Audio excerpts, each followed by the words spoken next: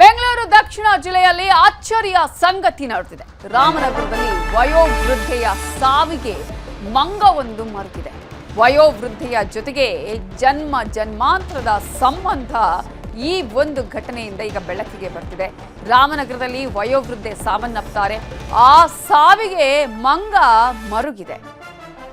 ಹೃದಯಾಘಾತದಿಂದ 80 ವರ್ಷದ ಪಾರ್ವತಮ್ಮ ಸಾವನ್ನಪ್ತಾರೆ. ಚನ್ನಪಟ್ಟಣ ತಾಲೂಕಿನ ಬಿವಿಹಳ್ಳಿ ಗ್ರಾಮದ ವೃದ್ಧೆ ಪಾರ್ವತಮ್ಮ ಹೃದಯಾಘಾತದಿಂದ ಸಾವನ್ನಪ್ಪಿದ್ರು. ಮೃತ ವೃದ್ಧೆ ಪಾರ್ವತಮ್ಮನನ್ನ ತಪ್ಪಿ ಮುದ್ದಾಡಿದೆ ಮಂಗ. ರಾಮನಗರದ ರಾಯರದೊಡ್ಡಿಯ ಮಗಳ ಮನೆಯಲ್ಲಿ ಸಾವನ್ನಪ್ಪಿದ್ರು. ಮೃತ ಪಾರ್ವತಮ್ಮನನ್ನ ನೋಡಿ ಅಳುತ್ತಾ ಸೊರಗಿದೆ ಮಂಗ. ಇಷ್ಟೂ ವರ್ಷದಲ್ಲಿ ಕಾಣಿಸದ ಮಂಗ ಪಾರ್ವತಮ್ಮನ ಸಾವಿಗೆ ಸಂದರ್ಭದಲ್ಲಿ ಬಂದಿದೆ, ಅತ್ತಿದೆ, ಕಣ್ಣೀರ್ ಹಾಕಿದೆ. ಮಂಗನ ಪ್ರತಿಕ್ರಿಯೆ ನೋಡಿ ಬೆರಗಾಗಿದ್ದಾರೆ ಊರಿನ ಜನ. ಪಾರ್ವತಮ್ಮ ಅವರಿಗೆ 80 ವರ್ಷ ಆಗಿತ್ತು. ಮಗಳ ಮನೆಯಲ್ಲಿ ಅವರು ಸಾವನ್ನಪ್ಪಿದ್ರು. ಆ ಸಂದರ್ಭದಲ್ಲಿ ಮಂಗ ಒಂದು ಬಂದು ಕಣ್ಣೀರನ್ನ ಹಾಕಿದೆ. ಅವರ ಮುಖದ ತುಂಬಾ ಕಣ್ಣೀರು ಹಾಕಿರುವಂತಹ ದೃಶ್ಯಗಳು ಎಂಥವರ ಮನವನ್ನ ಕೂಡ ಕಲಕುವಂತ ರೀತಿ ಇದೆ. ಬಾಂಧವ್ಯ ಯಾವ ರೀತಿಯಾಗಿರುತ್ತೆ, ಮಂಗನಿಂದ ಮಾನವ ಅನ್ನುವಂಥದ್ದನ್ನು ಕೇಳಿರ್ತೀವಿ. ಆದರೆ ಕೆಲವು ಸಂದರ್ಭಗಳಲ್ಲಿ ಅವುಗಳು ಪ್ರಾಣಿಗಳು ಕೂಡ ಮನುಷ್ಯರಿಗಿಂತ ಜಾಸ್ತಿಯಾಗಿ ತಮ್ಮ ಭಾವನೆಯನ್ನು ಹೊರಹಾಕೋದು ಅಥವಾ ಮನುಷ್ಯರ ಜೊತೆಗಿನ ಸಂಬಂಧವನ್ನ ಒಂದು ತೋರಿಸುವಂತಹ ರೀತಿಯನ್ನ ಕೂಡ ನಾವಿಲ್ಲಿ ಗಮನಿಸಬಹುದು. ವೃದ್ಧೆ ಅವರು 80 ವರ್ಷ ಆಗಿತ್ತು. ಹೃದಯಾಘಾತದಿಂದ ಸಾವನ್ನಪ್ಪಿದ್ರು. ಆದರೆ ಅಲ್ಲಿ ಅವರ ಪಾರ್ಥಿವ ಶರೀರವನ್ನು ನೋಡಿದಂತಹ ಈ ಮಂಗ ಅಲ್ಲಿ ಅವರಿಗೆ ಮುತ್ತಿಕ್ಕಿಡುತ್ತೆ, ಕಣ್ಣೀರು ಹಾಕುತ್ತೆ. ಇದರಿಂದಾಗಿ ಈಗ ಈ ಒಂದು ಸಾವನ್ನು ಅರಗಿಸಿಕೊಳ್ಳಕ್ಕೆ ಆಗ್ತಾ ಇಲ್ಲ, ಸೊರಗಿದೆ ಅಂತ ಅಲ್ಲಿನ ಊರವರು ಹೇಳ್ತಾ ಇದ್ದಾರೆ.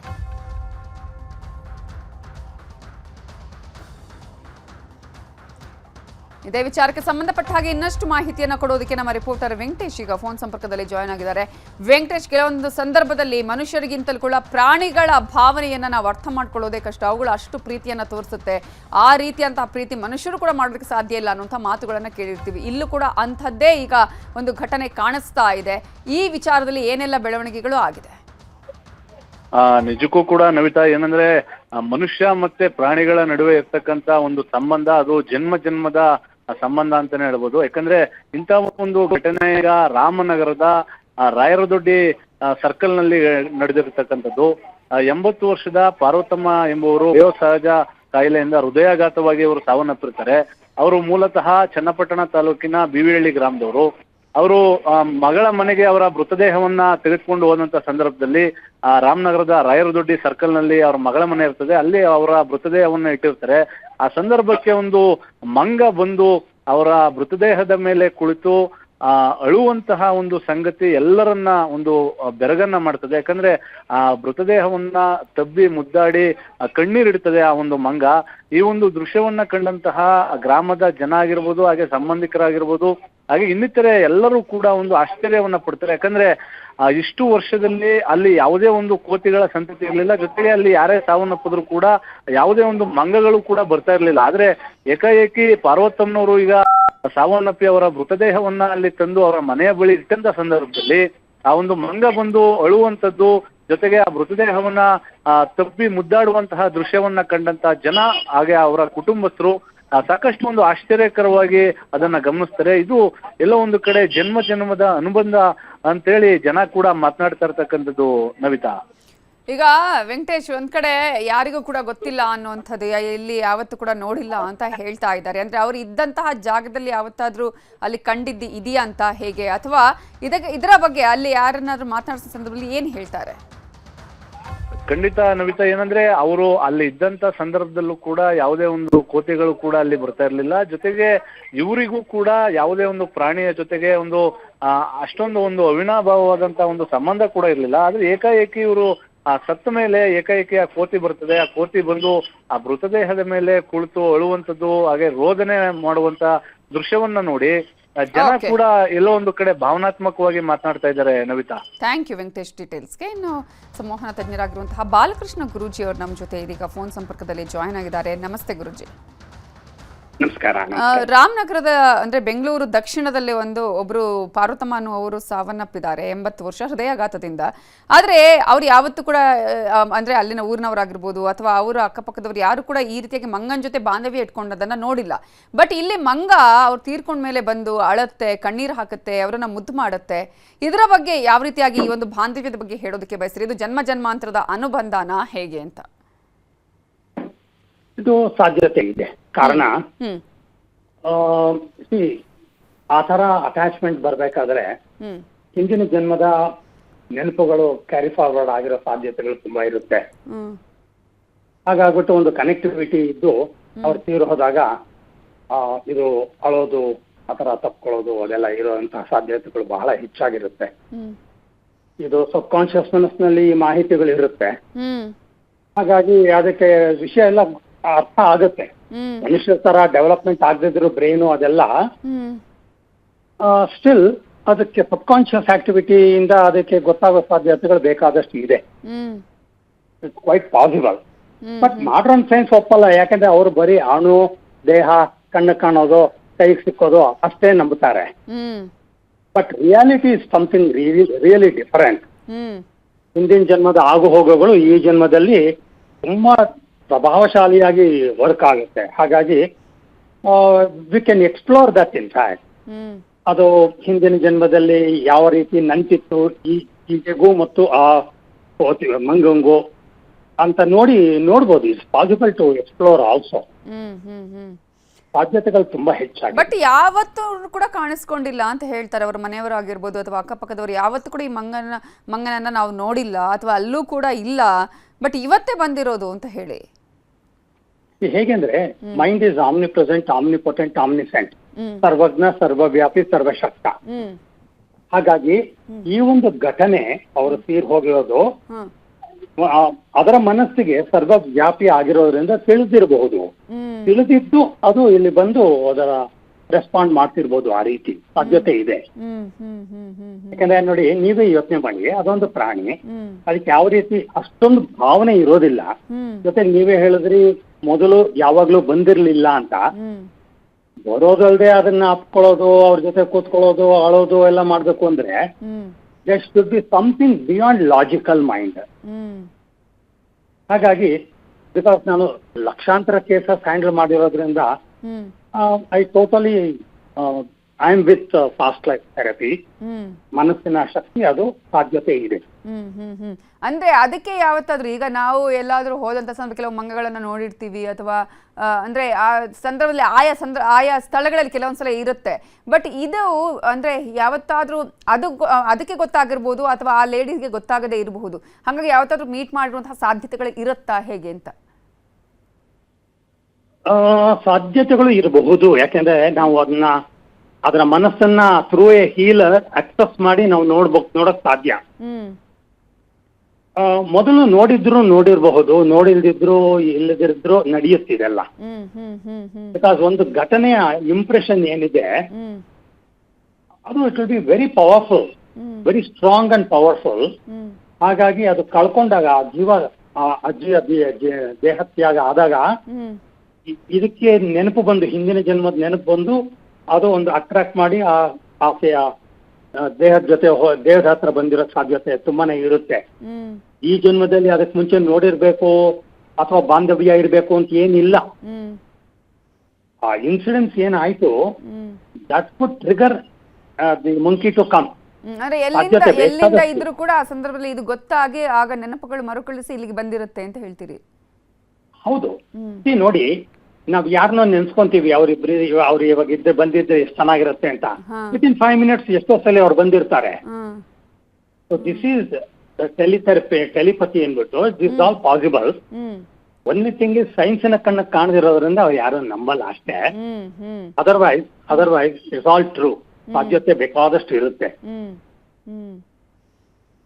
ಅಂದ್ರೆ ಈಗ ಯಾಕಂದ್ರೆ ಇದು ನೋಡೋರಿಗೆ ತುಂಬಾ ಆಶ್ಚರ್ಯ, ಅಂದ್ರೆ ಹೆಂಗೆ ಏನು ಯಾವತ್ತೂ ಕೂಡ ನೋಡದೆ ಇಲ್ಲ, ಇವತ್ತು ಈ ಮಂಗ ಯಾಕೆ ಹೀಗೆ ಮಾಡ್ತಾ ಇದೆ ಅನ್ನುವಂಥದ್ದು ಒಂಥರ ಅಲ್ಲಿರುವವರಿಗೆ ಆಶ್ಚರ್ಯವನ್ನ ತರಿಸುತ್ತೆ. ಬಟ್ ಈ ಹಿಂದಿನ ಬಾಂಧವ್ಯವನ್ನ ಅದು ನೆನಪಿಸಿಕೊಳ್ಳುವಂತಹ ಸಂದರ್ಭದಲ್ಲಿ ಈ ರೀತಿಯಾದಂತಹ ಘಟನೆಗಳಾಗುತ್ತೆ ಅಂತ ಹೇಳಿ. ಬಟ್ ಈಗ ಸರ್ ಅಟ್ಲೀಸ್ಟ್ ಅದು ಬೇರೆ ಸಂದರ್ಭ ಅಂದ್ರೆ ಈಗ ನೆನಪಿಗೆ ಬಂದಿರೋದು ಅಂತ ಹೇಳ್ತಿದ್ದೀರಾ, ಅಥವಾ ಈ ಹಿಂದಿನ ಯಾವತ್ತಾದ್ರೂ ಬಂದಿರಬಹುದು ಆ ರೀತಿಯಾಗಿ ಇರುತ್ತಾ ಹೇಗೆ ಅಂತ? ಇದುವರೆಗೂ ಅದು ಬಂದಿಲ್ಲ ಈಕೆ ಹತ್ರ ಅಂದಾಗ ಹಿಂದೆ ಯಾವ್ದೊಂದು ಟ್ರಿಗರ್ ಆಗಿ ಮೀಟ್ ಮಾಡಿರ್ಲಿಕ್ಕಿಲ್ವೇನೋ, ಬಟ್ ಇದು ಒಂಥರ ಬಹಳ ಆಘಾತಕಾರಿ ಅಂತ ಅನಿಸಿ ಅದು ರಿಸೀವ್ ಆಗಿ ಆ ಮೆಸೇಜು ಆಕೆ ಹತ್ರ ಬಂದಿರ್ಬೋದು. ನೋಡಿ, ಮೊನ್ನೆ ತಾನೇ ನಿಮ್ ಯಾವ್ದೋ ಒಂದು ಟಿವಿನಲ್ಲಿ ತೋರಿಸ್ತಾ ಇದ್ರಿ, ಮಂಗಳಾರತಿ ಮಾಡ್ಬೇಕಾದ್ರೆ ಮಂಗ ಬಂದು ದೇವ್ರ ಹತ್ರನೇ ಕುತ್ಕೊಂಡು ಪ್ರಸಾದ ಎಲ್ಲ ಸ್ವೀಕರಿಸಿ ಹೋಯ್ತು ಅಂತ. ಅದೆಲ್ಲ ಸತ್ಯ ಇದೆ, ಬಟ್ ಅಕೇಶನಲಿ ಯಾವ್ಯಾವ್ದು ಒಂದೊಂದ್ಸಲಿ ನಮ್ ಗಮನಕ್ಕೆ ಅದು ಬರುತ್ತೆ. ಹಾಗಾಗಿ ನನ್ನ ದೃಷ್ಟಿಯಲ್ಲಿ ಹಿಂದಿನ ಜನ್ಮದ ಸಂಬಂಧ ಏನೋ ಒಂದು ಇರುತ್ತೆ. ಈ ಕಾರಣಕ್ಕೆ ಆಕೆಯ ಸಾವು ಈ ಒಂದು ಮಂಗನನ್ನ ಬರೋ ಹಾಗೆ ಮಾಡಿಕೊಂಡು ಅದು ಆಗಿರ್ಬೋದು, ಸಾಧ್ಯತೆ ಬೇಕಾದಷ್ಟಿದೆ. ಆಮೇಲೆ ಅದು ಅಂದ್ರೆ ಅಲ್ಲೇ ಇದ್ದು ಅದರ ಪಕ್ಕ ಅಂದ್ರೆ ಅವ್ರು ತೀರ್ಕೊಂಡಿದಾರಲ್ಲ ಅವ್ರ ಪಕ್ಕನೇ ಎಷ್ಟು ಟೈಮ್ ಆದ್ರೆ ಅಲ್ಲೇ ಇದ್ದು ಅಲ್ಲೇ ಸೊರಗಿದೆ, ಅಂದ್ರೆ ಕಣ್ಣೀರು ಹಾಕಿ ಸೊರಗಿರುವಂಥದ್ದು ಆ ಥರದ್ದೆಲ್ಲ ಅವ್ರು ಊರವ್ರು ಹೇಳ್ತಾ ಇದ್ದಾರೆ. ಸೊ ಒಂದು ಗಟ್ಟಿಯಾದಂತಹ ಬಾಂಧವ್ಯ ಇರಬಹುದು ಹಿಂದಿನ ಜನ್ಮದಲ್ಲಿ ಅಂತ. ಖಂಡಿತ ಎಷ್ಟು ಸ್ಟ್ರಾಂಗ್ ಆಗಿರುತ್ತೆ ಆ ಎಮೋಷನಲ್ ಬಾಂಡೇಜ್ ಅಂದ್ರೆ ಅಸಾಧ್ಯ ಹೇಳೋದಿಕ್ಕೆ, ಅಸಾಧ್ಯ. ಹಾಗಾಗಿ ಎಂತೆಂಥ ಕಥೆಗಳೆಲ್ಲ ರಿಯಲ್ ಲೈಫ್ ಅಲ್ಲಿ ಒದ್ದಾಡಿರ್ತಾರೆ. ಸೈಕ್ಯಾಟ್ರಿಸ್ಟ್ ಹತ್ರ ಹೋಗಿರ್ತಾರೆ, ಸೈಕಾಲಜಿಸ್ಟ್ ಹತ್ರ ಹೋಗಿರ್ತಾರೆ, ನಿಮ್ಯಾನ್ಸ್ಗೆ ಹೋಗಿರ್ತಾರೆ, ಎಲ್ಲರ ಹತ್ರ ಹೋಗಿರ್ತಾರೆ, ಏನೂ ಆಗಿರಲ್ಲ, ವರ್ಷಾನ್ಗಟ್ಲೆ 10-20 ವರ್ಷ ಒದ್ದಾಡಿರ್ತಾರೆ. ಒಂದು ಹಿಂದಿನ ಜನ್ಮಕ್ಕೆ ಅಸೋಸಿಯೇಟ್ ಆಗಿರೋದನ್ನ ನೋಡಿ ಸರಿ ಮಾಡಿದಾಗ ಕಂಪ್ಲೀಟ್ ಸರಿ ಹೋಗುತ್ತೆ. ಒಂದು ಉದಾಹರಣೆ ಕೊಡ್ತೀನಿ ನೋಡಿ. ಒಂದು ಹುಡುಗಿ ನನ್ನ ಹತ್ರ ಟ್ರೀಟ್ಮೆಂಟ್ ಬರ್ತಾಳೆ, ಮದುವೆ ಆಗಿ 3-4 ಮಂತ್ಸ್ ಆಯ್ತು. ಎಂಗೇಜ್ಮೆಂಟ್ ಆದ ದಿನದಲ್ಲಿ ಸ್ಕಿನ್ ಪ್ರಾಬ್ಲಮ್ ಆಕಕ್ಕೆ ಶುರುವಾಗಿ ಒದ್ದಾಡ್ಬಿಡ್ದಲ್ಲೇ 30 ವರ್ಷ ಆಕೆ ಯಾವ ಪ್ರಾಬ್ಲಮೂ ಇರ್ಲಿಲ್ಲ. ಎಂಗೇಜ್ಮೆಂಟ್ ಆದ ನೆಕ್ಸ್ಟ್ ಡೇ ಇಂದ ಸ್ಕಿನ್ ಪ್ರಾಬ್ಲಮ್ ಸ್ಟಾರ್ಟ್ ಆಗೋಯ್ತು. ಹಿಂದಿನ ಜನ್ಮಕ್ಕೆ ಹೋಗಿ ನೋಡಿದಾಗ ಮತ್ತೆ ಅದೇ ಗಂಡ ಇದೇ ಹೆಂಡತಿ, ಈ ಹೆಂಡತಿನೇ ಅಲ್ಲೂ ಗಂಡ ಹೆಂಡತಿ ಆಗಿದ್ರು. ಯಾವ್ದಿ ಪ್ರಾಬ್ಲಮ್ ಆಗ್ಬಿಟ್ಟು ಗಂಡನ ಮನೆಯವರು ಅವಳನ್ನ ಸುಟ್ಟಾಕ್ಬಿಟ್ರು. ಈ ಜನ್ಮದಲ್ಲಿ ಅದೇ ಗಂಡನ್ನ ಅದೇ ವ್ಯಕ್ತಿಯನ್ನ ಎಂಗೇಜ್ಮೆಂಟ್ ಆದಾಗ ಆ ನೆನಪು ಟ್ರಿಗರ್ ಆಗಿ ದೇಹ ಸುಟ್ಟಂಗಾಗಿದೆ. ಎಲ್ಲಿ ಇದು ಸೈನ್ಸ್ ಏನ್ ಹೇಳುತ್ತೆ ಇದಕ್ಕೆ? It will not say anything. So ಅದನ್ನ ಸರಿ ಮಾಡಿದಾಗ ಆಕೆ ಎಷ್ಟು ಫಾಸ್ಟ್ ಆಗಿ ರೆಸ್ಪಾಂಡ್ ಮಾಡ್ತಾ ಇದ್ದಾಳೆ ಅಂದ್ರೆ ಅಷ್ಟು ಬೇಗ ರಿಕವರಿ ಆಗ್ತಾ ಇದ್ದಾಳೆ. ಸೊ ಹೀಗೆ ಬಹಳ ಬಹಳ ಬಹಳ ಬಹಳ ಕೇಸಸ್ ನಾವು ನೋಡಿದೀನಿ, ಸಾವಿರಾರು ಕೇಸಸ್ ನೋಡಿದೀನಿ. ಇದು ಆ ಮಂಗುಂಗು ಆ ವೃದ್ಧೆಗೂ ಒಂದು ಕನೆಕ್ಟಿವಿಟಿ ಹಿಂದಿನ ಜನ್ಮಗಳಲ್ಲಿದ್ದು ಈ ಜನ್ಮದ ಆಕೆಯ ಸಾವು ಈ ಮಂಗನ್ನ ಅಲ್ಲಿ ಕರ್ಸೋಂಗ ಆಗಿರೋಕ್ಕೆ ಬಹಳಷ್ಟು ಸಾಧ್ಯತೆ ಇದೆ. Okay, fine. Thank you Guruji, news 18 ಜೊತೆ ಮಾತನಾಡಿದ್ದಕ್ಕಾಗಿ. ಇರಾನ್ ಯುದ್ಧ ವಿಚಾರದಲ್ಲಿ ಅಮೆರಿಕ ಇಸ್ರೇಲ್ ನಡುವೆ ಇದೀಗ ಗೊಂದಲ ಉಂಟಾಗಿದೆ. ಇರಾನ್ ಮೇಲಿನ ದಾಳಿ ನಿಲ್ಲಿಸೋದಕ್ಕೆ ನಾವು ಸಿದ್ಧ ಅಂತ ಹೇಳಿ ಅಮೆರಿಕ ಅಧ್ಯಕ್ಷ ಡೊನಾಲ್ಡ್ ಟ್ರಂಪ್ ಹೇಳಿದ್ರೆ ಅರ್ಧಕ್ಕೆ ಯುದ್ಧ ನಿಲ್ಲಿಸಲು ಒಪ್ತಾ ಇಲ್ಲ ಇಸ್ರೇಲ್. ಸೊ ಇಸ್ರೇಲ್ನ PM ನೇತನ್ಯಾಹು ಅವರು ಈಗಾಗಲೇ ಯಾವುದೇ ಕಾರಣಕ್ಕೂ ಅರ್ಧಕ್ಕೆ ಯುದ್ಧ ನಿಲ್ಲಿಸಬಾರ್ದು ಅಂತ ಹೇಳ್ತಾ ಇದ್ದಾರೆ. ದೋಸ್ತಿ ನಾಯಕರ ನಡುವೆ ಶುರುವಾಗಿದೆ ಈಗಾಗಲೇ ಭಿನ್ನಾಭಿಪ್ರಾಯ. ಇರಾನ್ ಜೊತೆಗೆ ಸಂಧಾನ ಅನ್ನುತ್ತಲೇ ಅಮೆರಿಕದಿಂದ ದಾಳಿಯನ್ನ ಕೂಡ ಈಗಾಗಲೇ ಮಾಡಲಾಗ್ತಾ ಇದೆ. ಅಮೆರಿಕ ಹೇಳ್ತಾನೆ ಇದೆ ಸಂಧಾನ ಮಾತುಕತೆ ಅಂತ ಹೇಳಿ, ಆದರೆ ಆ ಸಂಧಾನ ಮಾತುಕತೆಗಳು ದಾಳಿ ಮುಖಾಂತರನೇ ಆಗ್ತಾ ಇದೆಯಾ? ಹರ್ಮುಜ್ ಜಲಸಂಧಿಯಲ್ಲಿ ಟೋಲ್ ಫಿಕ್ಸ್ಗೆ ಇರಾನ್ ಒಪ್ಪಿಗೆಯನ್ನ ಈಗ ನೀಡಿದ್ದು, ಇರಾನ್ನ ಪಾರ್ಲಿಮೆಂಟ್ನ ಭದ್ರತಾ ಸಮಿತಿಯಿಂದ ಸಮ್ಮತಿ ಕೂಡ ಸಿಕ್ಕಿದೆ. ಟೋಲ್ ಕಟ್ಟಿದ್ರೂ ಕೂಡ ಅಮೆರಿಕ ಇಸ್ರೇಲ್ ಹಡಗುಗಳಿಗೆ ಇರಾನ್ ನಿರ್ಬಂಧವನ್ನ ಹೇರಿದೆ. ಆರ್ಥಿಕ ಸಂಕಷ್ಟದಿಂದ ಪಾರಾಗೋದಿಕ್ಕೆ ಯುದ್ಧದಿಂದ ಯು ಟರ್ನ್ ಹೊಡಿತಾ ಇದ್ದು ಹರ್ಮುಜ್ ಜಲಸಂಧಿಯನ್ನ ವಶಕ್ಕೆ ಪಡೆಯುವ ನಿರ್ಧಾರವನ್ನ ಅಮೆರಿಕ ಅಧ್ಯಕ್ಷ ಡೊನಾಲ್ಡ್ ಟ್ರಂಪ್ ಕೈ ಬಿಟ್ಟಿದ್ದಾರೆ. ಇಷ್ಟು ದೊಡ್ಡ ಮಟ್ಟದಲ್ಲಿ ಪರಿಣಾಮ ಆಗುತ್ತೆ ಅಂತ ಅಮೆರಿಕ ಅಂದ್ಕೊಂಡೂ ಇರಲಿಲ್ಲ. ಇಷ್ಟು ದೊಡ್ಡ ಮಟ್ಟದಲ್ಲಿ ಇರಾನ್ ಪ್ರತಿರೋಧವನ್ನ ತೋಡ್ಸತ್ತೆ ಅಂತ ಹೇಳಿ ಯೋಚನೆನೂ ಮಾಡಿರಲಿಲ್ಲ. ಎಲ್ಲವೂ ಕೂಡ ಉಲ್ಟಾ ಆಗಿದೆ. ಇದೀಗ ಅಮೆರಿಕ ಅಧ್ಯಕ್ಷರ ಮೇಲೇನೆ ಆಕ್ರೋಶ ಭುಗಿಲೇಳ್ತಾ ಇದೆ. ಎಲ್ಲ ದೇಶಗಳು ಒಂದು ಕಡೆ ಆದ್ರೆ ಮತ್ತೊಂದು ಕಡೆ ಅಮೆರಿಕದ ಒಳಗೇನೆ ಅಮೆರಿಕ ಅಧ್ಯಕ್ಷರ ವಿರುದ್ಧ ಸಾಕಷ್ಟು ಪ್ರತಿಭಟನೆಗಳು ನಡೀತಾ ಇದೆ. ಈ ಹಿನ್ನೆಲೆಯಲ್ಲಿ ಯುದ್ಧ ಕೈ ಬಿಡೋಣ ಅಂತ ಹೇಳಿ ಅಮೆರಿಕ ಅಧ್ಯಕ್ಷರು ಯೋಚನೆ ಮಾಡಿದ್ರೆ ಈಗ ಅವರ ಮಿತ್ರ ರಾಷ್ಟ್ರ ಈಗ ಒಪ್ತಾ ಇಲ್ಲ. ಇದೀಗ ಇಷ್ಟು ದೊಡ್ಡ ಮಟ್ಟದಲ್ಲಿ ಯುದ್ಧಕ್ಕೆ ಕೈ ಜೋಡಿಸಿರುವಂತಹ ಅಮೆರಿಕ ಈಗ ಇಸ್ರೇಲ್ ಇವರ ಮಾತನ್ನ ಕೇಳೋದಕ್ಕೆ ರೆಡಿ ಇಲ್ಲ. ಅರ್ಧದಕ್ಕೆ ಯುದ್ಧವನ್ನ ನಿಲ್ಲಿಸೋದು, ಸ್ಟಾಪ್ ಮಾಡೋದು ಸರಿಯಲ್ಲ ಅಂತ ಇದೀಗ ಇಸ್ರೇಲ್ ಹೇಳ್ತಾ ಇದೆ. ರಾಯಚೂರು ಜಿಲ್ಲೆಯಲ್ಲಿ ಮಧ್ಯಪ್ರಾಚ್ಯ ಯುದ್ಧದ ಎಫೆಕ್ಟ್ನಿಂದಾಗಿ ಸಾಕಷ್ಟು ಸಮಸ್ಯೆ ಉಂಟಾಗ್ತಾ ಇದೆ. ರಾಯಚೂರಲ್ಲಿ ರೊಟ್ಟಿ ಕೇಂದ್ರಗಳಿಗೆ ಯುದ್ಧದ ಬಿಸಿ ತಟ್ಟಿದೆ. ವಾಣಿಜ್ಯ ಸಿಲಿಂಡರ್ ಸಮಸ್ಯೆಯಿಂದ ರೊಟ್ಟಿ ಕೇಂದ್ರವೇ ಕ್ಲೋಸ್ ಆಗಿದೆ. ರಾಯಚೂರು ನಗರದ ಸ್ಟೇಷನ್ ರಸ್ತೆಯಲ್ಲಿದೆ ರೊಟ್ಟಿ ಕೇಂದ್ರ. ಸಿಲಿಂಡರ್ ಕೊರತೆಯಿಂದ ಈಗಾಗಲೇ ಅಂಗಡಿಗಳನ್ನು ಮುಚ್ಚಲಾಗಿದೆ. ಸಿಲಿಂಡರ್ ಸಮಸ್ಯೆ ಈಗಾಗಲೇ 20 ದಿನವನ್ನು ಕಳೆದಿದೆ. ಅಮೆರಿಕ ಮತ್ತು ಇಸ್ರೇಲ್ ಹಾಗೆಯೇ ಇರಾನ್ ನಡುವಿನ ಯುದ್ಧ ಆರಂಭವಾಗಿ 32 ದಿನ ಆದರೆ ಇದೀಗ ಇಲ್ಲಿ 21ಕ್ಕೂ ಹೆಚ್ಚು ದಿನ ಸಿಲಿಂಡರ್ ಸಮಸ್ಯೆಯಿಂದ ಉಂಟಾಗ್ತಿದೆ. ಈಗಾಗಲೇ ಬಿಸಿ ರೊಟ್ಟಿ, ವಿವಿಧ ತರಕಾರಿ ಪಲ್ಯವನ್ನು ಕಡಿತ ಮಾಡಲಾಗಿದೆ. ಮಾಲೀಕರು ಇದಾಗಲ್ಲಪ್ಪ ಅಂತ ಹೇಳಿ ಕಟ್ ಮಾಡಿದ್ದಾರೆ. ಕೇವಲ ರೈಸ್ ಮತ್ತು ಸಾಂಬಾರ್ ಪದಾರ್ಥಗಳನ್ನು ಮಾತ್ರ ಮಾಡಲಾಗ್ತಾ ಇದ್ದು, ಸಿಲಿಂಡರ್ ಇಲ್ಲದ ಕಾರಣ ಕೆಲಸಗಾರರನ್ನು ಕೂಡ ಮಾಲೀಕರು ಕಳುಹಿಸ್ತಾ ಇದ್ದಾರೆ. ಸಿಲಿಂಡರ್ ಬಂದರೆ ಮತ್ತೆ ಆರಂಭ ಮಾಡ್ತೀವಿ ಹೋಟೆಲನ್ನು ಅಂತ ಹೇಳ್ತಾ ಇದ್ದಾರೆ. ಸೊ ಇದೀಗ ರೊಟ್ಟಿ ಕೇಂದ್ರವು ಕೂಡ ಬಂದ್ ಆಗಿದೆ. ನಮ್ಮ ಸಿಲಿಂಡ್ರು ದಿವಸಕ್ಕೆ 1 ರಿಂದ 2 ಸಿಲಿಂಡರ್ ಬೇಕಾಗುತ್ತೆ. ನಮಗೆ 200 ರಿಂದ 300 ತನಕ ಒಂದೊಂದು ಸರ್ತಿ 250 ರೊಟ್ಟಿ ಹೋಗುತ್ತೆ. ಒಂದು 100 ಪ್ಲೇಟು 105 ಪ್ಲೇಟು ರೈಸ್ ಹೋಗುತ್ತೆ. ಕಾಯಿ ಪಲ್ಯ, ಹೋಳಿಗೆ ಇವೆಲ್ಲ ಹೋಗುತ್ತೆ. ಹೀಗಾಗಿ ಇಷ್ಟು ದಿವಸ ನಮಗೆ ಅರೇಂಜ್ಮೆಂಟ್ ಮಾಡಿದ್ರು ಸುಮಾರು ಗ್ಯಾಸು. ಇವಾಗ ಖಾಲಿ ಆಗಿತ್ತು ನಿನ್ನೆ ರಾತ್ರಿಯಿಂದ.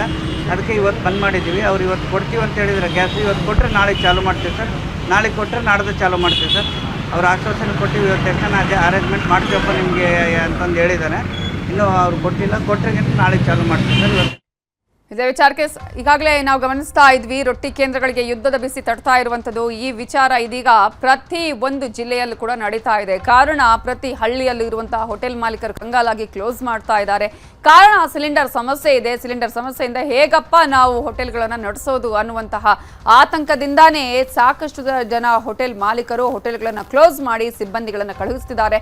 ಮತ್ತೆ ಆನಂತರ ಎಂದಿನಂತೆ ನಾವು ಹೋಟೆಲ್ಗಳನ್ನು ಕಾರ್ಯಾರಂಭ ಮಾಡೋಣ ಅನ್ನುವಂತಹ ಒಂದು ನಿರೀಕ್ಷೆಯನ್ನ ಇಟ್ಕೊಂಡಿದ್ದಾರೆ. ಈಗ ನಾವು ತೋರಿಸ್ತಾ ಇರೋದು ರಾಯಚೂರಿನ ರೊಟ್ಟಿ ಕೇಂದ್ರ ಬಂದ್ ಆಗಿರುವಂಥದ್ದು. ಯುದ್ಧದ ಬಿಸಿ ಇವರಿಗೂ ಕೂಡ ತಟ್ಟಿದೆ. ಪ್ರತಿನಿತ್ಯ ಸಾಕಷ್ಟು ರೊಟ್ಟಿ ಪಲ್ಯ ಹೋಗ್ತಾ ಇತ್ತು. ಆದರೆ ಇದೀಗ ಕೇವಲ ಅನ್ನ ಸಾಂಬಾರಿಗೆ ಬಂದ್ ನಿಂತಿದೆ. ಇದರ ಬಗ್ಗೆ ಇನ್ನಷ್ಟು ಡೀಟೇಲ್ಸ್ ಅನ್ನ ಕೊಡೋದಕ್ಕೆ ನಮ್ಮ ರಿಪೋರ್ಟರ್ ವಿಶ್ವನಾಥ್ ಈಗ ಫೋನ್ ಸಂಪರ್ಕದಲ್ಲಿ ಜಾಯ್ನ್ ಆಗಿದ್ದಾರೆ.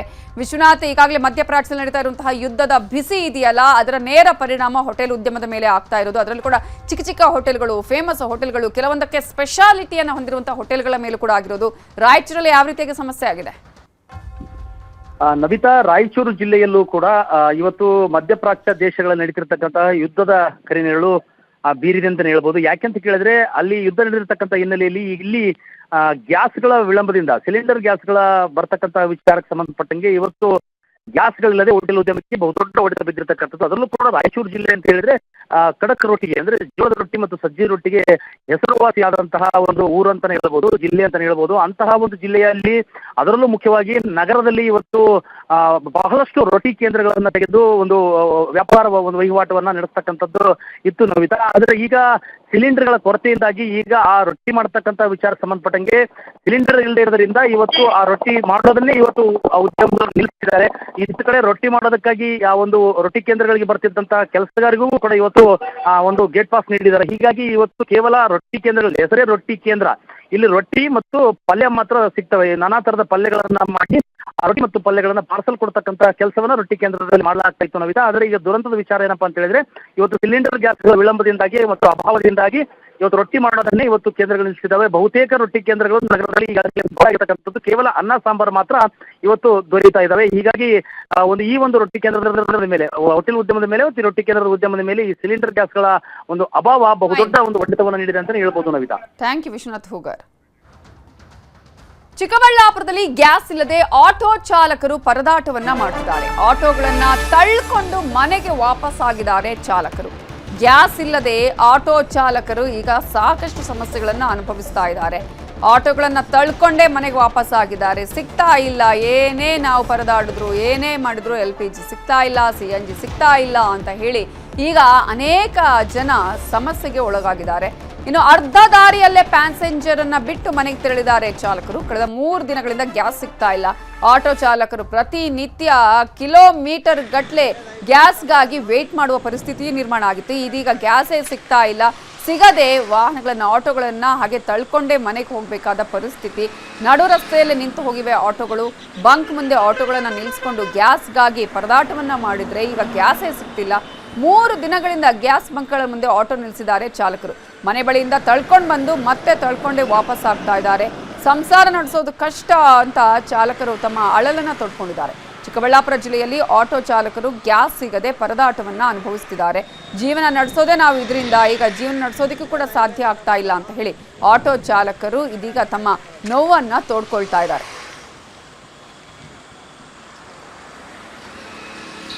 ಚಿಕ್ಕಬಳ್ಳಾಪುರದಲ್ಲ ಪ್ರತಿ ಒಂದು ಕಡೆನೂ ಗ್ಯಾಸ್ಗೆ ಸಮಸ್ಯೆ ಆಗೋಗ್ಬಿಟ್ಟೆ. ನಮ್ಮ ಆಟೋವ್ರಿಗಂತೂ ಕೇಳೋರು ಇಲ್ಲ, ಮಾಡೋರು ಇಲ್ದಾರ ಆ ಥರ ಆಗೋಗ್ಬಿಟ್ಟಿದೆ. ದಯವಿಟ್ಟು ಇದ್ರ ಬಗ್ಗೆ ಏನು ಪರಿಹಾರ ಮಾಡಬೇಕು. ಇಲ್ಲಾಂದರೆ ನಾವು ಹೆಂಗೆ ಬದುಕಬೇಕು ಅನ್ನೋದೇ ಅರ್ಥ ಆಗ್ತಾ ಇಲ್ಲ ನಮಗೆ. ಇದು ಬಿಟ್ಟರೆ ಬೇರೆ ಏನೋ ಕೆಲಸ ಇಲ್ಲ ನಮಗೆ. ಕೆಲಸ ಕೂಡ ಯಾರೂ ಕೊಡಲ್ಲ ನಮಗೆ. ಆ ಥರ ಆಗೋಗಿ ದಯವಿಟ್ಟು ಗೌರ್ಮೆಂಟು ಒಂದು ಸಮಸ್ಯೆಗಳು ಯಾವ ಥರದ್ದು ಮನೆ ಕಡೆ ಹೇಳೋಕ್ಕಾಗಲ್ಲ ಸರ್. ಇವಾಗ EMI ಕಟ್ಟಬೇಕು, ಮನೆ ಬಾಡಿಗೆ ಕಟ್ಟಬೇಕು, ಮಕ್ಕಳು ಫೀಸ್ ಕಟ್ಟಬೇಕು, ಅಮ್ಮ ತಂದೆ ತಾಯಿ ನೋಡ್ಕೋಬೇಕು. ಎಷ್ಟಿರುತ್ತೆ ಸರ್ ಇವೆಲ್ಲ ನೋಡಬೇಕಾದ್ರೂ ಗ್ಯಾಸ್ ಇಲ್ಲ ಅಂದರೆ ಏನು ಮಾಡೋಕ್ಕೂ ಆಗ್ತಾ ಇಲ್ಲ ಸರ್. ಇದೇ ವಿಚಾರಕ್ಕೆ ಸಂಬಂಧಪಟ್ಟ ಹಾಗೆ ಇನ್ನಷ್ಟು ಡೀಟೇಲ್ಸ್ ಅನ್ನು ಕೊಡೋದಕ್ಕೆ ನಮ್ಮ ರಿಪೋರ್ಟರ್ ದತ್ತಾತ್ರೇಯ ಫೋನ್ ಸಂಪರ್ಕದಲ್ಲಿ ಜಾಯ್ನ್ ಆಗಿದ್ದಾರೆ. ದತ್ತಾತ್ರೇಯ, ಯಾವ ಬಂಕಲ್ಲೂ ಕೂಡ ಗ್ಯಾಸ್ ಸಿಗ್ತಾ ಇಲ್ವಾ, ಅಥವಾ ಏನಾದರೂ ಈ ರೀತಿಯಾಗಿ ಬೇಕು ಅಂತಾನೆ ಕೊಡದೇ ಇರುವಂತಹ ಪ್ರಯತ್ನಗಳನ್ನ ಏನಾದರೂ ಮಾಡ್ತಾ ಇದ್ದಾರಾ ಅಲ್ಲಿ, ಅಥವಾ ಬಂಕ್ಗಳಲ್ಲೇ ನೋ ಸ್ಟಾಕ್ ಇರೋದಾ? ಖಂಡಿತವಾಗಿ, ಯಾಕೆಂದ್ರೆ ಈಗ ಯುದ್ಧದ ಭೀತಿಯಿಂದ ಒಂದ್ ಕಡೆ ಬಹಳಷ್ಟು ರೀತಿಯಾದಂತಹ ತೊಂದರೆ ಆಗ್ತಾ ಇರುವಂತದ್ದು. ಇದೇ ನಿಟ್ಟಿನಲ್ಲಿ ಈಗ ಆಟೋ ಚಾಲಕರ ಪರಿಸ್ಥಿತಿಯನ್ನ ನೋಡ್ಬೋದಾದ್ರೆ ಬಹಳಷ್ಟು ಶೋಚನೀಯ ಅಂದ್ರೆ ತಪ್ಪಾಗಲಾರದು. ಯಾಕಂದ್ರೆ ಕಳೆದ 3 ದಿನಗಳಿಂದಲೂ ಚಿಕ್ಕಬಳ್ಳಾಪುರದಲ್ಲಿ 2 ಗ್ಯಾಸ್ ಬಂಕ್ಗಳಿರುವಂತದ್ದು. 2 ಗ್ಯಾಸ್ ಬಂಕ್ಗಳಲ್ಲಿ ನೋ ಸ್ಟಾಕ್ ಬೋರ್ಡ್ ಇರುವುದರಿಂದ ಬಹಳಷ್ಟು ರೀತಿಯಾದಂತಹ ತೊಂದರೆಗೆ ಈ ಒಂದು ಆಟೋ ಚಾಲಕರು ತುತ್ತಾಗಿರುವಂತದ್ದು. ಯಾಕಂದ್ರೆ ಪ್ರತಿನಿತ್ಯವೂ ಸಹ ಒಂದು ಆಟೋವನ್ನ ಓಡಿಸುವುದರ ಮೂಲಕ ತಮ್ಮ ಜೀವನವನ್ನ ಸಾಗಿಸ್ತಾ ಇರುವಂತಹ ಕುಟುಂಬಗಳಿಗೆ ಈಗ ಬಹಳಷ್ಟು ರೀತಿಯಾದಂತಹ ತೊಂದರೆ ಆಗ್ತಾ ಇದೆ. ಯಾಕಂದ್ರೆ ಪ್ರತಿ ಒಂದು ಮಂತ್ ಎಂಡ್ ಬಂದ್ರೆ ಸಾಕು ಬಹಳಷ್ಟು ರೀತಿಯಾದಂತಹ ಒಂದು EMI ಕೊಟ್ಬೇಕಾಗುತ್ತೆ, ಲೋನ್ಗಳು ಕಟ್ಟಬೇಕಾಗುತ್ತೆ. ಇದಕ್ಕೆಲ್ಲ ಒಂದು ಆಟೋವನ್ನ ನಡೆಸ್ಕೊಂಡು ಜೀವನವನ್ನ ಸಾಗಿಸ್ಬೇಕಾಗುತ್ತೆ. ಆದ್ರೆ ಈಗ ಏಕಾಏಕಿ ಗ್ಯಾಸ್ ಬಂದ್ ಆದ ಹಿನ್ನೆಲೆ ಕಳೆದ 3 ದಿನಗಳಿಂದಲೂ ಸಹ ಪ್ರತಿನಿತ್ಯ ಮನೆಯಿಂದ ಒಂದು ಗ್ಯಾಸ್ ಏನು ಬಂಕ್ಗಳಿದಾವೋ ಆ ಬಂಕ್ಗಳವರೆಗೂ ಸಹ ರಸ್ತೆಯಲ್ಲಿ ತಳ್ಕೊಂಡು ಬರುವಂತಹ ಪರಿಸ್ಥಿತಿಯದ್ದಾಗಿದೆ. ನಂತರ ಸಂಜೆವರೆಗೂ ಕಾದು ಸಂಜೆ ಒಂದು ಯಾವುದೇ ರೀತಿಯಾದಂತಹ ಗ್ಯಾಸ್ ಸಿಗದ ಹಿನ್ನೆಲೆ ಮತ್ತೆ ಒಂದು ಖಾಲಿ ಆಟೋಗಳನ್ನ ಒಂದು ಮನೆ ಬಳಿ ಹೋಗಿ ನಿಲ್ಲಿಸುವಂತಹ ಪರಿಸ್ಥಿತಿ ಎದುರಾಗಿರುವಂತದ್ದು. ಇದರಿಂದ ಒಂದು ರೀತಿಯಾದಂತಹ ಬಹಳಷ್ಟು ತೊಂದರೆಗೆ ಸಿಲುಕಿಕೊಂಡು ನಮ್ಮ ಸಂಸಾರ ಪ್ರತಿನಿತ್ಯ ಜೀವನವನ್ನ ಹೇಗ್ ನಡೆಸಬೇಕು ಅಂತ ಇಲ್ಲಿ ಆಟೋ ಚಾಲಕರು ಕಣ್ಣೀರು ಹಾಕಿರುವಂತಹ ದೃಶ್ಯಗಳನ್ನು ಸಹ ನಾವು ಕಾಣಬಹುದು. ನವಿತಾ, ಥ್ಯಾಂಕ್ ಯು ದತ್ತಾತ್ರೇಯ ಡೀಟೇಲ್ಸ್ಗೆ. ಮಧ್ಯಪ್ರಾಚ್ಯ ರಾಷ್ಟ್ರಗಳಲ್ಲಿ ನಡೀತಾ ಇರುವ ಯುದ್ಧದ ಹಿನ್ನೆಲೆಯಲ್ಲಿ ಕೊಪ್ಪಳದಲ್ಲಿರುವ 2 ಆಟೋ ಗ್ಯಾಸ್ಗಳು ಬಂಕ್ ಬಂದ್ ಆಗಿದೆ. ಕಳೆದ 3 ದಿನಗಳಿಂದ ಬಂದ್ ಆಗಿದೆ ಗ್ಯಾಸ್ ಬಂಕ್. ಆಟೋ ಚಾಲಕರ ದುಡಿಮೆಗೆ ಈ ಮೂಲಕ ಕತ್ರಿ ಬಿದ್ದಿದೆ. ಬದುಕೋದಕ್ಕೆ ನಮಗೆ ಸಂಕಷ್ಟ ಉಂಟಾಗ್ತಾ ಇದೆ, ನಮಗೆ ಸಮಸ್ಯೆ ಆಗ್ತಾ ಇದೆ, ಬದುಕೋದಕ್ಕೆ ಕಷ್ಟ ಆಗ್ತಾ ಇದೆ ಅಂತ ಆಟೋ ಚಾಲಕರು ಕಣ್ಣೀರು ಹಾಕ್ತಿದ್ದಾರೆ. ಆಟೋ ಗ್ಯಾಸ್ ಸಿಗದ ಹಿನ್ನೆಲೆಯಲ್ಲಿ ಆಟೋ ಚಾಲನೆಯನ್ನ ಮಾಡೋದೇ ನಿಲ್ಲಿಸಿದ್ದಾರೆ ಮಾಲೀಕರು. ಆಟೋಗಳಿಗೆ EMI, ಮನೆ ಖರ್ಚಿಗೆ ಆಟೋ ಓಡಿಸಿಯೇ ಜೀವನ ಮಾಡಬೇಕು. ಈಗ ಗ್ಯಾಸ್ ಸಿಗ್ತಾ ಇಲ್ಲ, ಬಂಕ್ಗಳಿಗೆ ಅಲಿತಾ ಇದ್ದಾರೆ ಚಾಲಕರು. ಕೊಪ್ಪಳದಲ್ಲೂ ಗೋ ಗ್ಯಾಸ್ ಪ್ಲಸ್ ಬಂಕ್ ಬಂದ್ ಆಗಿದೆ. ಒಂದೊಂದು ಬಂಕಲ್ಲಿ ನಿತ್ಯ 800 ಲೀಟರ್ ಗ್ಯಾಸ್ ಮಾರಾಟ ಆಗ್ತಾ ಇತ್ತು. ಕೊಪ್ಪಳದಲ್ಲಿ ಸುಮಾರು ಆಟೋ ಗ್ಯಾಸ್ ಬಳಸುವ 300 ಮಾಲೀಕರು ಈಗ ಸಂಕಷ್ಟದಲ್ಲಿ ಇದ್ದಾರೆ. ಪ್ರಮುಖವಾಗಿ ಈಗಾಗಲೇ ಗ್ಯಾಸ್ ಸಿಗುತ್ತೆ ಅಂತ ಸರ್ಕಾರ ಹೇಳ್ತಿದೆ, ಆದರೆ ಎಲ್ಲಿ ನೋಡಿದ್ರು ಗ್ಯಾಸ್ ಸಿಗ್ತಾ ಇಲ್ಲ. ನಮಗೆ ಸ್ಟಾಕ್ ಸಿಗ್ತಾ ಇಲ್ಲ, ಹಾಗಾಗಿ ನಾವು ಸೇಲ್ಸ್ ಬಂದ್ ಮಾಡಿದ್ವಿ ಸರ್. ಬರ್ತಾ ಇದೆ ಸರ್, ಬಂದು ಡೈಲಿ ಕೇಳ್ಕೊಂಡು ಹೋಗ್ತಾ ಇದ್ದಾರೆ. ನಾವು ಹೇಳ್ತಿದ್ದೀವಿ ಸರ್, ಇಲ್ಲಪ್ಪ ಸ್ಟಾಕ್ ಸಿಗ್ತಾ ಇಲ್ಲ, ಬಂದ ತಕ್ಷಣ ನಿಮ್ಗೆ ಇದು ಮಾಡ್ತೀವಿ, ಸ್ಟಾರ್ಟ್ ಮಾಡ್ತೀವಿ ಬಂಕ್ ಅಂತ ಹೇಳಿದ್ದೀವಿ ಸರ್. ನಾವು ಏನಂತ ನಿಮ್ಮ ಕಂಪ್ನಿ ಸರ್ ಈ ವಾರದಲ್ಲಿ ಬರ್ತದೆ ಅಂತ ಹೇಳ್ತಿದ್ದ ಸರ್ ನಮಗೆ. ಗ್ಯಾರಂಟಿ ಇಲ್ಲ ಸರ್, ಈ ವಾರ ಅಂತ ಅಷ್ಟೇ ನಮ್ಗೆ ಹೇಳಿದ್ದಾರೆ ಸರ್ ಅಷ್ಟೇ. ಹಾಂ ಸರ್, ಸ್ಟಾಕ್ ಸಿಗ್ತಾ ಇಲ್ಲ ಅಂತ ಅವರು ಮೇನ್ ಅದನ್ನೇ ಹೇಳ್ತಿದ್ದಾರೆ ಸರ್. ಸಮಸ್ಯೆ ಆಗುತ್ತೆ ಸರ್, ಯಾಕಂದರೆ ಸುಮ್ಮನೆ ಬರಬೇಕು, ಕೂಡಬೇಕು, ಹೋಗ್ಬೇಕು, ಬೇಜಾರಾಗುತ್ತೆ ಸರ್. ಆಟೋದವ್ರಿಗೂ ಪ್ರಾಬ್ಲಮ್ ಆಗುತ್ತೆ ಸರ್, ಯಾಕಂದ್ರೆ ಅವರು ದುಡಿಯೋರು, ನಾವು ದುಡಿಯೋರು, ಅವ್ರಿಗೆ ಎಲ್ಲ ಪ್ರಾಬ್ಲಮ್ ಆಗುತ್ತೆ ಸರ್. ಗಲ್ಫ್ ರಾಷ್ಟ್ರಗಳ ಯುದ್ಧದಿಂದ ಗ್ಯಾಸ್ ಅಭಾವ ಉಂಟಾಗಿದೆ. ಹೀಗಾಗಿ ರಾಮನಗರದಲ್ಲಿ ವಾಟಾಳ್ ನಾಗರಾಜ್ ನಗರದ ಐಜೂರು ವೃತ್ತದಲ್ಲಿ ಪ್ರತಿಭಟನೆಯನ್ನು ನಡೆಸಿ ಕಿಡಿಕಾರಿದ್ದಾರೆ. ಗ್ಯಾಸ್ ಸಿಲಿಂಡರ್ ಮೇಲೆ ಕೂತು ವಾಟಾಳ್ ನಾಗರಾಜ್ ಪ್ರತಿಭಟನೆ ಮಾಡಿದ್ರು. ಯುದ್ಧ ನಿಲ್ಲಲಿ, ಗ್ಯಾಸ್ ಸಿಗಲಿ ಅಂತ ಒತ್ತಾಯಿಸಿದ್ದಾರೆ. ಈಡ್ಗಾಯಿ ಹೊಡೆದು ವಾಟಾಳ್ ನಾಗರಾಜ್ ಪ್ರತಿಭಟನೆ ಮಾಡಿದ್ರು. ನಮ್ಮ ದೇಶದ ಪ್ರಧಾನಿ, ವಿರೋಧ ಪಕ್ಷದ ನಾಯಕರು ಈ ಬಗ್ಗೆ ಚರ್ಚೆ ಮಾಡಬೇಕು. ಯುದ್ಧದಿಂದ ನಮಗೂ ನಷ್ಟ ಆಗ್ತಿದೆ, ಹಾಗಾಗಿ ಎಲ್ಲರೂ ಒಟ್ಟಾಗಿ ಹೋರಾಡಬೇಕಾಗಿದೆ ಅಂತ ರಾಮನಗರದಲ್ಲಿ ವಾಟಾಳ್ ನಾಗರಾಜ್ ಹೇಳಿಕೆಯನ್ನ ಕೊಟ್ಟಿದ್ದಾರೆ, ಪ್ರತಿಭಟನೆಯನ್ನ ಮಾಡಿದ್ದಾರೆ. ವಾಟಾಳ್ ಪಕ್ಷಕ್ಕೆ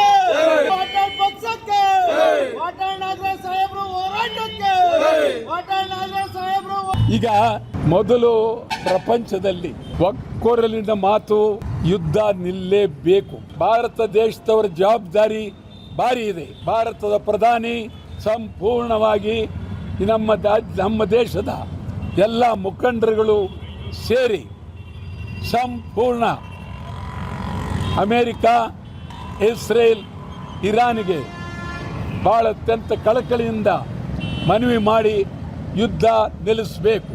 ಇನ್ನು 15 ದಿವಸದೊಳಗಾಗಿ ಯುದ್ಧ ನಿಲ್ಲಿಸ್ತಾ ಇದ್ದರೆ ಇಡೀ ಅಖಂಡ ಕರ್ನಾಟಕ ಬಂದ್ ಮಾಡಿ ಯುದ್ಧ ನಿಲ್ಲಿಸಿ ಅಂತೇಳಿ ಬೇಡವೇ ಬೇಡ ಯುದ್ಧ, ಬೇಡವೇ ಬೇಡ ಬೇಡವೇ ಬೇಡ ಬೇಡವೇ ಬೇಡ ಯುದ್ಧ, ಬೇಡವೇ ಬೇಡ ಬೇಡವೇ ಬೇಡ ಗ್ಯಾಸ್ ಬೇಕೇ ಬೇಕು ಬೇಕು ಗ್ಯಾಸ್ ಬೇಕೇ ಬೇಕು ಬೇಕು ಯುದ್ಧ, ಬೇಡವೇ ಬೇಡ ಗ್ಯಾಸ್ ಬೇಕೇ ಬೇಕು ಬೇಕು ಸರ್. ಇನ್ನೂ ಸ್ವಲ್ಪ ಬೇಕೇ ಬೇಕು ಅಣ್ಣ ತಡೆಯೋಣ, ಸ್ವಲ್ಪ ಜೋಡಿಸ್ಬೇಕು, ಸ್ವಲ್ಪ ಪೋಸ್ಟ್ಗೆ ಹೋಗೋಣ.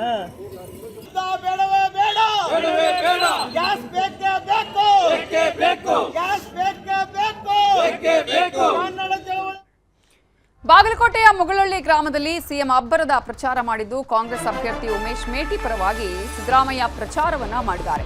ಪ್ರಚಾರ ಸಭೆಯಲ್ಲಿ ಮತಯಾಚಿಸಿದ್ದಾರೆ ಸಿಎಂ ಸಿದ್ದರಾಮಯ್ಯ ಅವರು. ಮತ ಕೊಡಿ ಉಮೇಶ್ ಮೇಟಿಗೆ ಅಂತ ಕೇಳ್ಕೊಂಡಿದ್ದಾರೆ. ಕಾಂಗ್ರೆಸ್ ಅಭ್ಯರ್ಥಿ ಪರವಾಗಿ ಪ್ರಚಾರ ಮಾಡೋದಕ್ಕೆ ನಾನು ಇಲ್ಲಿಗೆ ಬಂದಿದ್ದೇನೆ. ಮೇಟಿ ಅವರು ಕಳೆದ ಚುನಾವಣೆಯಲ್ಲಿ ಗೆಲುವನ್ನ ಸಾಧಿಸಿದ್ರು.